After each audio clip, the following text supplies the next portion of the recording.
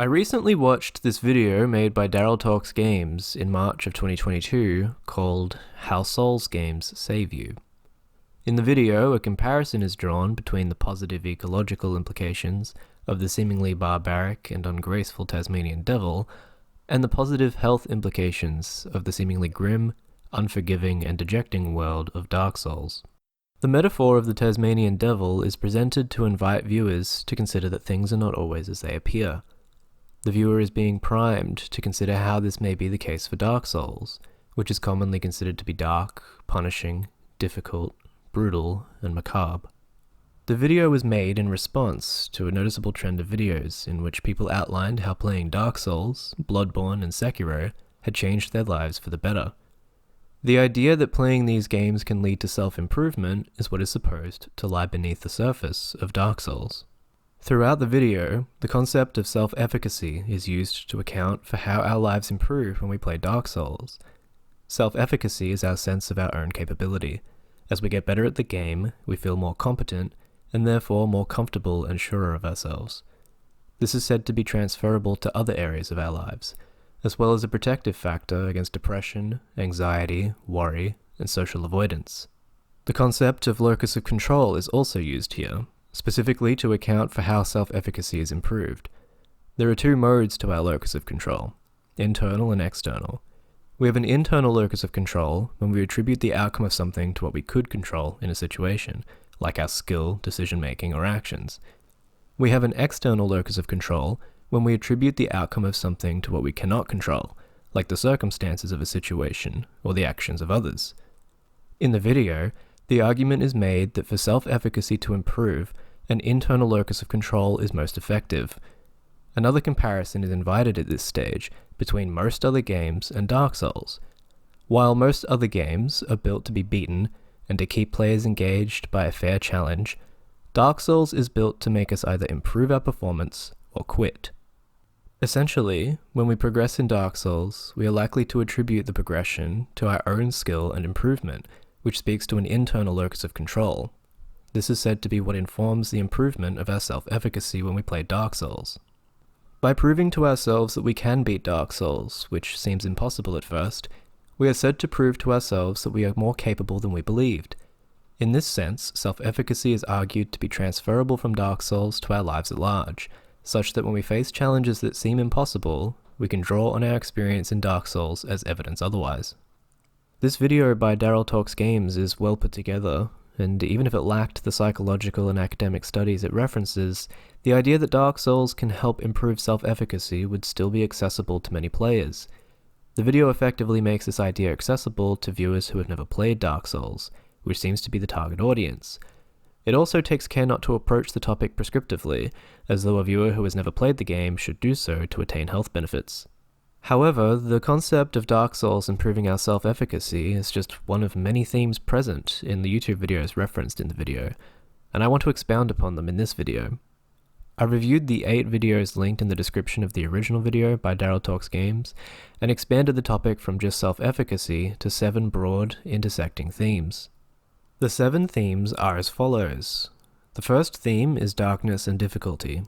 The dark themes of Dark Souls and Bloodborne are relevant in many of the videos, and the difficulty is relevant in all of them.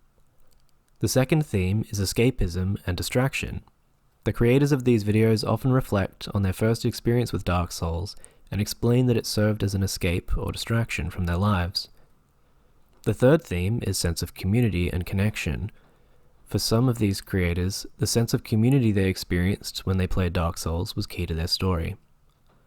The fourth theme is empowerment and self-efficacy. As the original video outlines, Dark Souls can improve our sense of self-efficacy, and through mastering the game's mechanics, it empowers us in other areas of our lives. The fifth theme is hope and meaning. For some, Dark Souls provided a sense of purpose and even direction in their lives. It inspired them, and provided a sense of hope where they may otherwise have felt hopeless. The sixth theme is personal growth. The intersectionality of these themes becomes particularly apparent here, as personal growth is a strong undercurrent in all the videos referenced. The seventh and final theme is resonance and validation. The struggles that some were experiencing when they first played Dark Souls were validated by some characters and themes, making them feel understood. From here, I'm going to summarize and explore the videos, and we'll see that not only self-efficacy, but all of these themes are key to understanding the experience of playing Dark Souls and its relationship with mental health. One of the videos referenced was called How Dark Souls 2 Saved My Life by Paragon DS in February of 2017. In this video, Paragon shares with us his story of how a childhood trauma shaped his early life, including the development of type 1 diabetes, feelings of depression, the use of alcohol to numb his feelings, ideations of suicide, and a diagnosis of post-traumatic stress disorder. He recalls in the video that the release of Dark Souls 2 gave him something to look forward to, as well as something to focus on that served as a distraction from what he was going through. He says that Dark Souls 2 helped him regain his humanity, in that it made him feel like a human again, as opposed to feeling sad all the time.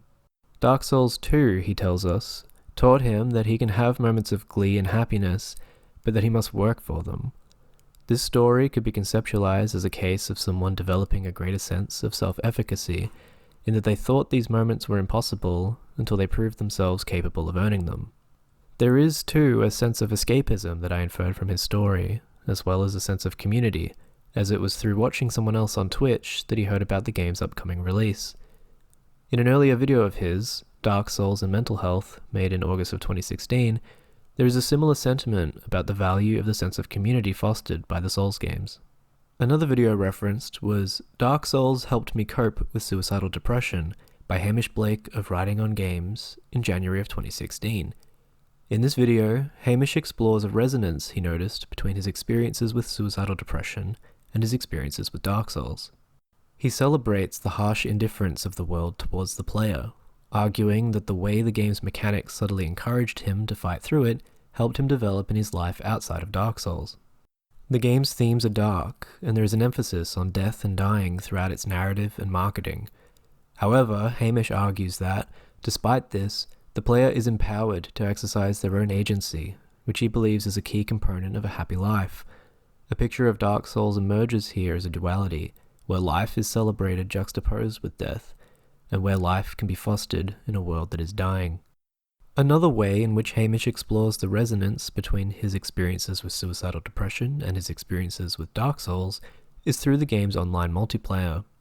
He reflects that this aspect of the game helped him to overcome feelings of isolation, which were previously detrimental to his motivation and sense of self-efficacy.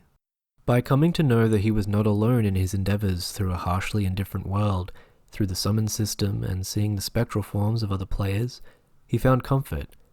More importantly, though, it fostered within him a sense of hope that the battle, both the battle for beating the game and the battle for managing or overcoming his suicidal depression, was winnable. For Hamish, hope, as well as an appreciation for the celebration of life, were key elements of how Dark Souls helped him cope with his suicidal depression. These were accessible not exclusively through mastery of the game's mechanics and the development of greater self-efficacy, but through the game's narrative themes and the way it connects players with one another. His characterization of Dark Souls as unforgiving to the player is juxtaposed with other games in a similar way to the video by Daryl Talks Games, and this seems to have been a key factor in what excited him in his experience of it. There's a sense I get of, yeah, I'm Dark Souls, and I just kicked your butt. What are you going to do about it? But where life may not subtly motivate us to respond positively or actively to this, Dark Souls just might. Nakey Jakey's video, Dark Souls Saved Me, from January 2018, is far and away the most viewed video of the bunch, with more views than the video by Daryl Talks Games. In it, Jakey reflects on the time in his life when he first played Dark Souls. During this period, he was feeling depressed and like he lacked direction in his life. He heard about the game from his brother, and though he didn't take to it initially, he describes how after returning to Firelink Shrine through the Undead Parish, he was struck by the connectedness of the world's design and resolved to play on. For Jakey, despite describing the entry to the game as obtuse for new players, Dark Souls came to provide a means of escapism, as he recalls feeling consumed by the game, as it brought about an immersion that no other game had ever inspired.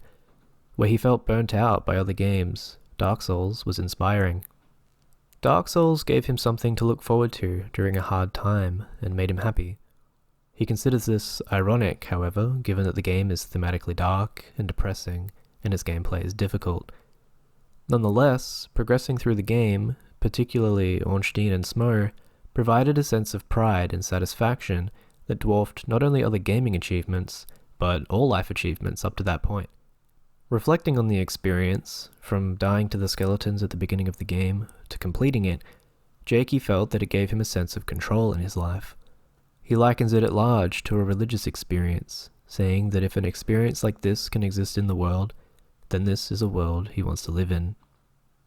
Dark Souls isn't the only FromSoftware game said to have saved someone's life, however, as Joe XOF's video Sekiro Saved My Life from January of 2022 explores exactly what the title suggests. For Joe, completing Sekiro was the first time he had followed through and completed something difficult without giving up.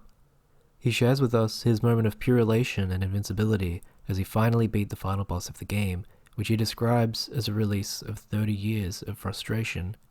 Prior to this victory, he tells us, he gave up on everything, which he says included himself. This victory led to a release that has had lasting effects on his life, and he cites his newfound attitude towards difficulty in life, as well as support from the Sekiro community as sources of motivation for positive change. Also outside of Dark Souls, Mez's video, How Bloodborne Helped With My Depression, explores what the title suggests. Mez opens with a sentiment that by now feels familiar. Despite Bloodborne taking place in a dark, desolate and depressing world filled with carnage, blood, murder and terrifying nightmare abominations, he found that it helped him with his depression in his early 20s. Having experienced depression since adolescence, he always wrote it off as normal, as something that everybody feels, and told himself that he could handle it. However, as it went untreated, it worsened, and by his early 20s, he began to isolate himself from his friends. When he did see his friends, it was only so that he wouldn't be thought of as avoidant. However, he found himself closed off and distant, even around his friends, which created something of a vicious guilt and self-hatred cycle. He was hypercritical of himself, and his self-esteem and self-worth were at all-time lows. He felt like he was a waste of other people's time. Feelings of hopelessness emerged in the form of feeling like there was no point to his existence or to his life. After playing Bloodborne, however, Mez invented a way to better manage his depression. He observes that overcoming challenges and never giving up, no matter how hard it gets, is central to Bloodborne's design, and he was able to draw on this in his life outside of the game. He drew a parallel between the beast-like monsters of Bloodborne and his depression. He used a metaphor to describe his depression as a dark haze that fogged his mind and clouded his thoughts. He describes that it felt like his mind was trying to push him down and defeat him, which he likens to how it feels to fight a boss in Bloodborne. So, whenever Mez noticed this dark cloud, he would picture himself fighting it, as though it were a Bloodborne boss. By externalizing his depression in this way, as inspired by Bloodborne, Mez was able to overcome the struggles of his depression more effectively. By knowing that he could beat a Bloodborne boss, and visualizing his depression as one, it made his depression defeatable. As a result, he felt better able to make changes in his life, try new things, and generally participate and involve himself more in life. He knew prior to Bloodborne that he would benefit from positive thinking, but the game helped him put it in terms that made sense to him, and actuate a more positive and healthier mindset. Similarly to Paragon DS's video, Zay the Oracle's video, Dark Souls Saved My Life, from February of 2021, cites Dark Souls 2 as his entry point in the FromSoftware catalog. He says that he played Dark Souls 2 around the same time he was experiencing a lot of change in his life, including a serious bout of depression. For Zay, the sense of connection and community that Dark Souls 2 and other FromSoftware games fostered between himself and his friends was profound. He experienced a feeling of home and belonging, not only in his friend group, but within the Dark Souls community online at large. He argues that a game's worth is measurable in the emotional impact it has on the player. For him, Dark Souls' worth comes from the positive impact it had on his sense of self-efficacy, as the trial-and-error nature of the game's mechanics taught him that any problem, however seemingly insurmountable, can be solved with the right approach. Prior to Dark Souls, Zay felt demoralized by failure, and found it difficult to stay committed to things for extended periods. Dark Souls provided him with a new way of thinking that was transferable to his life holistically, and it left him with the feeling that he could achieve anything if he tried hard enough. He leaves us with this sentiment: when you finally reach your goal, when you finally hit the mark, go further. You won't regret it. The last video I'll talk about for now is like the one by Daryl Talks Games, in that it takes a more objective and analytical approach to Dark Souls and its effects on mental health. The video is Can Dark Souls Help Your Mental Health? By Chris Morris of GameSpot. Made in June of 2021, it contextualizes the subject of Dark Souls and mental health during the time of the pandemic, arguing that people tend to turn to games for comfort during difficult times. Chris claims that video games can have a positive effect on our mental health, but poses the question, does it matter which games we play? He reflects on his time playing Sekiro, Bloodborne, Dark Souls, and Demon Souls, and says that though he doesn't know why, he found playing these intense, bleak games soothing. He defers to Alexander Chris, a psychotherapist who wrote a book called The Gaming Mind, originally published in July of 2019. Alexander explains that his process for understanding our relationships with games starts with the individual first, and then moves on to the games they're playing. He contends that games create opportunities for self-exploration, and that this process differs from person to person based on our psychology. When asked if any research has been conducted about the beneficial effects of playing difficult games, he said that though he was not aware of any such research, that the validation of defeat and experiences of mastery in difficult games can bring about a satisfaction for players. He goes on to emphasize that, due to their virtual nature, games can offer opportunities for mastery of otherwise impossible tasks, even if not physically. He claims that we have an innate desire to feel competent and accomplished, and that difficult games can satiate these desires. Chris adds that when we feel like we've lost a sense of direction or control over our lives, that video games can help us regain it by offering a sense of control and achievement. He also adds that he found that the difficulty of Souls games served as what he calls an attention trap.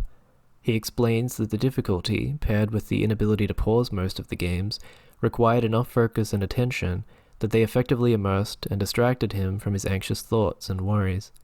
Alexander reflects on his personal experience playing Demon Souls. He tells us that at the time he played it, he was experiencing feelings of guilt during a transition in his professional life, specifically regarding leaving a patient. In this way, he considers the time he spent playing Demon Souls as masochistic, demonstrating that our unique psychological needs can inform the games we choose to play in unique ways. Chris then celebrates the sense of community that the games can foster. He expounds upon what he noticed to be a sense of communal pride among players who have all progressed through difficult parts of the game, as well as how the game lends itself to sharing in one another's experiences online via live streams. He argues that, despite how bleak and depressive Soulsborne games are, people turn to them for comfort in difficult times because of resonance. Using the pandemic as an example, he compares the worlds of these games to how our world felt at that time, arguing that the similarities and the resulting resonance are what draw us to them. When we're experiencing loss, anxiety, and depression, we are comforted by characters who are depicted as experiencing the same thing. As we progress through the game, these dejected characters may serve as what Chris calls a measuring stick for our own experience. He implies that though we may start out feeling the same way as someone like the crestfallen knight, we will notice ourselves growing away from him as we become more competent and confident in ourselves. Alexander agrees here, adding that characters like this can provide players with a needed sense of validation in what they're going through, as opposed to forcing upon them that they must improve or recover right away. And with that, we've covered all the videos. Darkness and difficulty, escapism and distraction, sense of community and connection, empowerment and self-efficacy, hope and meaning, personal growth, and resonance and validation. These are 7 distinct but intersecting dimensions of how players experienced improved mental health from playing Dark Souls. Here at the end of this video, I'd like to pose some questions for everyone to think about. Firstly, for those of us who have played Dark Souls before, can you identify one way in which you have personally benefited from playing Dark Souls or any Soulsborne game?